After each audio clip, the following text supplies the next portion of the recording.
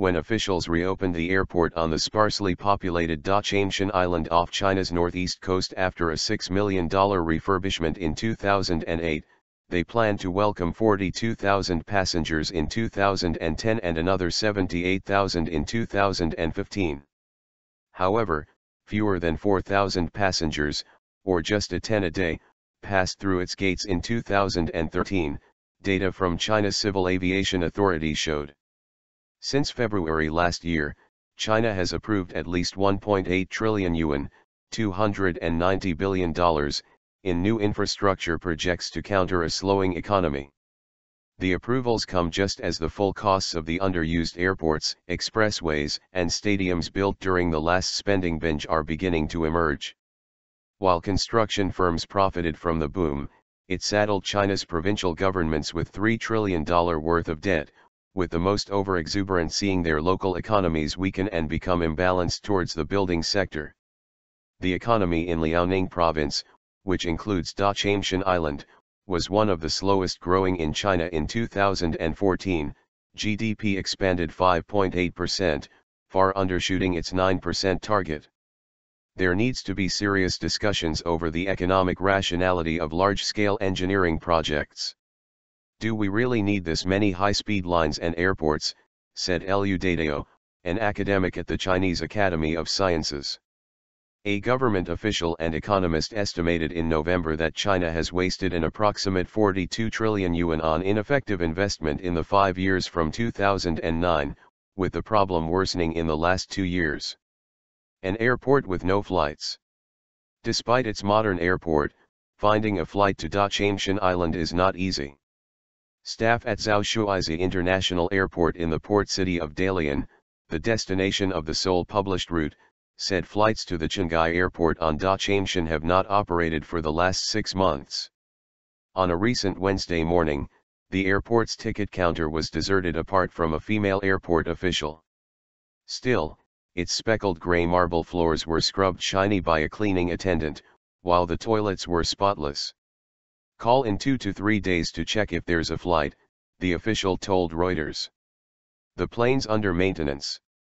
A male colleague sat next to the baggage screening machine, head bent towards his knees, seemingly falling asleep. Outside, there is little sign the small airport has had much impact on the island of about 30,000 inhabitants. Instead of shops or eateries, fishermen's homes surround the airport. Ferries are the preferred mode of transport to Dalian, locals said. Undeterred, the Dalian government plans to spend 1.48 billion yuan, $238.9 million, this year to expand the airport to accommodate 250,000 by 2020, as part of its latest drive to spur the economy and to turn the fishing outpost into a holiday destination, according to local media reports. Wu Hong, an official from Dalian Qinghai County's publicity department, said the airport expansion was meant to keep up with the island's development, adding that it received 1.1 million tourists last year. In gross domestic product terms, none of this is bad. It generates growth, one way or another, said J Capital research analyst Susanna Krober, who has been tracking China's infrastructure build-out since 2012. But is it useful and an efficient use of your resources? Absolutely not. Largest, highest, longest. Many of China's local governments set up corporations to obtain loans for massive infrastructure and real estate projects, skirting rules preventing direct borrowing while amassing a debt pile now seen as a key risk to the economy. The results include the world's longest ocean crossing bridge near the city of Qingdao and the highest railway track, which connects Qinghai province to Tibet.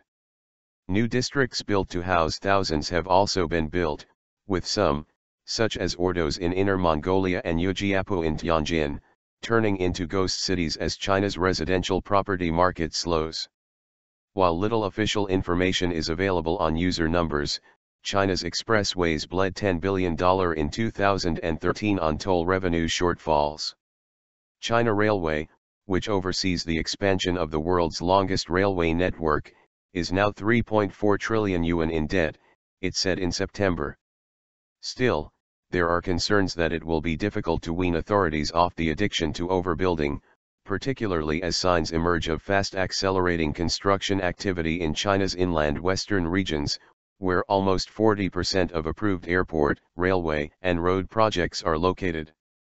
Cement production is growing at its fastest rate in places such as Guizhou and Yunnan, two of China's poorest provinces that are in the southwest of the country, according to government data. In northern China, where local governments are now dealing with overcapacity of steel and cement after their building booms, you get a window into what happens after you build out pretty much all that you can possibly build, J Capital Research's Krober said. The early development of those trends, we think, are starting to play out in other parts of the country now.